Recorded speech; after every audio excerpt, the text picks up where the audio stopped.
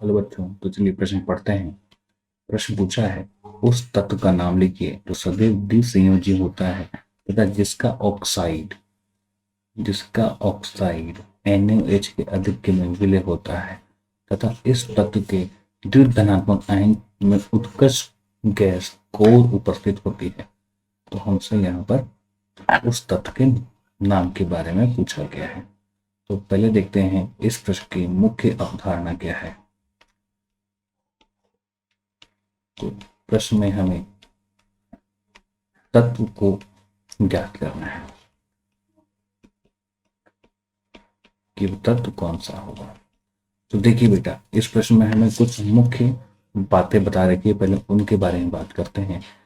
पहली बात ये बोल रखी है कि वो तत्व सदैव द्विसंयोजी संयोजी आयन बनाता है और द्विसंयोजी संयोजी आयन जो होता है वो उत्कर्ष गैस को प्राप्त करता है, यानी वो तत्व धातु होना चाहिए। वो तत्व धातु होना चाहिए।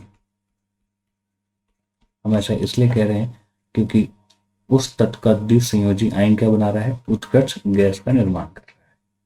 इसका अर्थ ये हो गया कि वो तत्व धातु होना चाहिए, क्योंकि उस तत्व का द्विसंयोजी आयन यानी M+2, अगर तत्व को M माना जाए तो M+2 का जो इलेक्ट्रॉन विन्यास होगा वो उत्कर्ष गैस के समान होगा। इसका अर्थ है कि वो तत्व धातु होना चाहिए और धात्विक ऑक्साइड यानी उस तत्व का ऑक्साइड NaOH में अधिक विलय होता है। NaOH एक प्रबल क्षार है और किसी धातु का ऑक्साइड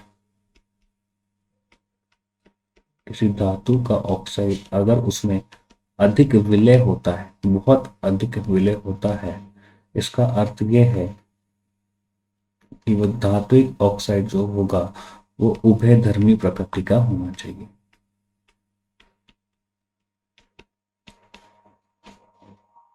वो उभयधर्मी प्रकृति का होना चाहिए और ये सदैव M+2 यानी द्विव संयोजी होता है। इसका अर्थ यह है कि ये धातु समूह 2 का होगा।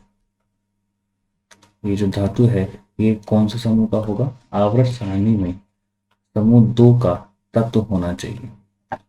ये तत्व आवर्त सारणी में समूह 2 का होना चाहिए और आवर्त सारणी के समूह 2 में ऐसा कोई तत्व जो जिसका ऑक्साइड उभयधर्मी होता है वह तत्व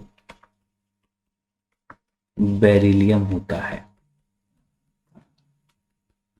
क्योंकि बेरिलियम ऑक्साइड उभयधर्मी प्रकृति का होता है जो NaOH से अभिक्रिया कर सकता है और Na2BeO2 प्लस H2 गैस का निर्माण करता है। और बेरिलियम का इलेक्ट्रॉनिक विन्यास जो होता है 1s2 और 2s2 होता है, क्योंकि इसका परमाणु क्रमांक 4 है और इसके द्विधनावेशित आयन यानी Be+2 का इलेक्ट्रॉनिक विन्यास 1s2 होता है, जो कि हीलियम गैस जो कि उत्कर्ष गैस है उसके इलेक्ट्रॉनिक विन्यास के समान होता है। यानी कि इस प्रश्न का उत्तर होगा बेरिलियम धातु। बेरिलियम धातु ये इस प्रश्न का उत्तर होगा। तो अच्छा है, आप समझ गए होंगे। धन्यवाद।